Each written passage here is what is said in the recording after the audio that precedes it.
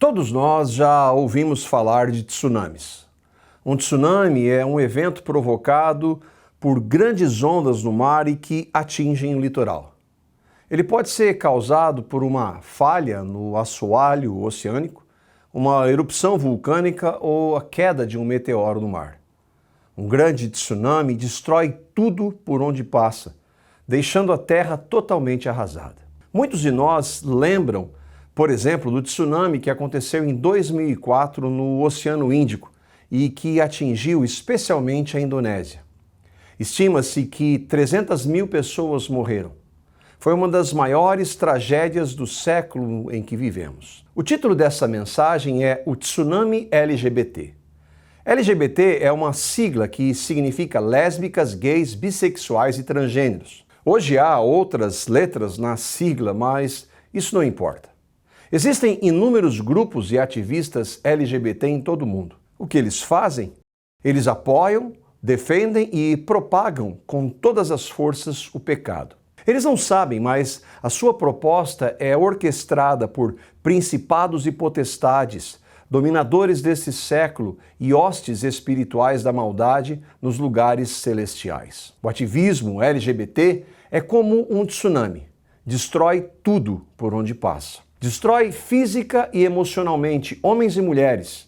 E mais recentemente, tem como alvo destruir também crianças e famílias inteiras. Os proponentes deste ativismo, em toda sua impiedade e perversão, detêm a verdade pela injustiça. E por isso estão debaixo da ira de Deus. Eles agem assim porque desprezaram o conhecimento de Deus.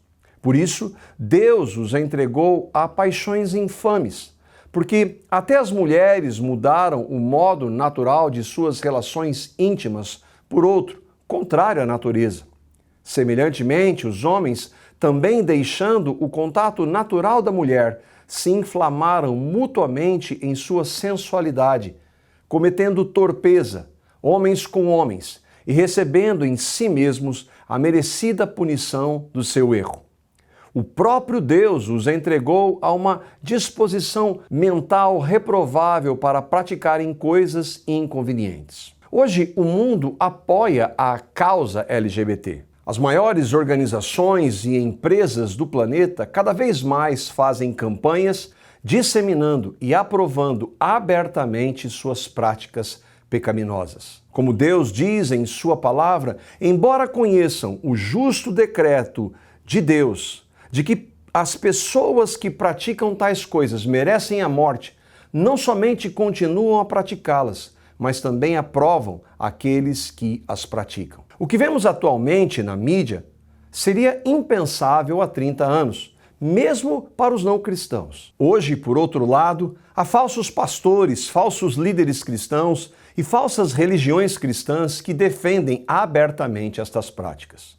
E tudo isso em nome do amor. O pecado antinatural diante de Deus transformou-se em amor. O fato é que este é um caminho sem volta. Não é necessário ser profeta para ver o que está acontecendo. A terra está sendo devastada. Ok, mas qual é a razão deste vídeo? E eu gostaria de falar a dois grupos de pessoas. O primeiro são os cristãos, aqueles que verdadeiramente foram convertidos a Cristo. A Bíblia é clara em nos ensinar que o mundo odiaria a Deus, ao seu Filho Jesus Cristo e aos cristãos. Foi ele, o Senhor Jesus, quem disse isso. Se o mundo os odeia, tenham em mente que antes odiou a mim. Se vocês pertencessem ao mundo, ele os amaria, como se fossem dele. Todavia, vocês não são do mundo, mas eu os escolhi, tirando-os do mundo. Por isso, o mundo os odeia. O mundo ama o pecado e, por isso, odeia o Evangelho, sua palavra, suas leis, seus valores e, por consequência, os que creem em Cristo. O mundo detém a verdade pela injustiça. Em outras palavras, substituiu a verdade pela mentira. Ele chama o pecado contra Deus de amor, mesmo sabendo que é pecado. E é isso que está acontecendo agora. Em todo o mundo. A Igreja de Cristo, por amor a Ele, jamais deverá apoiar o pecado, seja ele qual for. Devemos continuar, por causa do verdadeiro amor, dizendo a verdade. Afinal, é por meio dela, a verdade, que pecadores são libertos.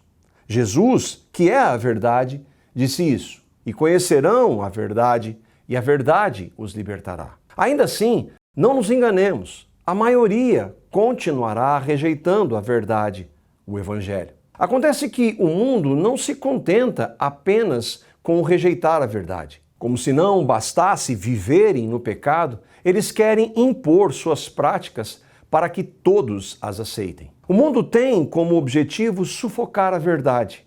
Para isso, ele fará de tudo para calar a igreja, inclusive com perseguição. Nós, cristãos no Brasil, nunca fomos de verdade perseguidos. Todavia, a liberdade que tínhamos pouco a pouco será anulada.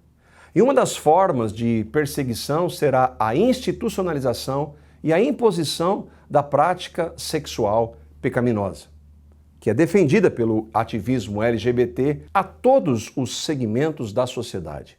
Hoje, as maiores organizações e empresas do mundo apoiam abertamente essa expressão de pecado. E o que a igreja verdadeira deve fazer? Deus nos diz em sua palavra. No demais, irmãos meus, fortalecei-vos no Senhor e na força do seu poder. Não há nenhum poder intrínseco nos crentes em Cristo. Nossa força vem dele, Cristo. Por isso precisamos andar com ele e com aqueles que são dele. A igreja não faz guerra, não faz revolução, não faz ativismo, não briga, não ofende. Cristo foi para a cruz calado. A igreja proclama a verdade em amor. Mas, repetindo, o mundo odeia a Cristo, a verdade e a igreja. E o mundo vem contra a igreja, contra os verdadeiros cristãos. Por isso, se você é cristão, nasceu de novo, busque ao Senhor para que Ele conceda a sua graça, a fim de que permaneçamos firmes e perseveremos até o fim na verdade de sua palavra, a Bíblia. O segundo grupo de pessoas para quem essa mensagem se dirige são aqueles que vivem na prática homossexual, ou que sendo homens se dizem mulheres, ou que sendo mulheres se identificam como homens. Ou ainda aqueles que vivem em outras práticas sexuais contrárias à palavra de Deus. Deus diz que estas práticas são pecados, e pecados nos afastam dele. E nesse estado, o de pecado, não estamos debaixo do seu amor, pelo contrário, estamos sob a ira santa de Deus. A mídia, juntamente com o ativismo LGBT, tem propagado que estas práticas não são pecados, mas normais. Não são. E se você que tem lutas nessa área, que sabe que não deve viver assim, deseja sair dela, corra para Cristo. Arrependa-se de seus pecados e creia no que Ele, Cristo, fez na cruz, em sua morte e ressurreição, por graça, amor e misericórdia, para lhe dar perdão e uma nova vida. Deus, em Cristo, tem o poder de perdoar pecadores, não importando quais pecados sejam. O pecado da mentira, do roubo, do adultério, da prática homossexual, etc. Não importa. Não importa também quantas vezes tenhamos pecado.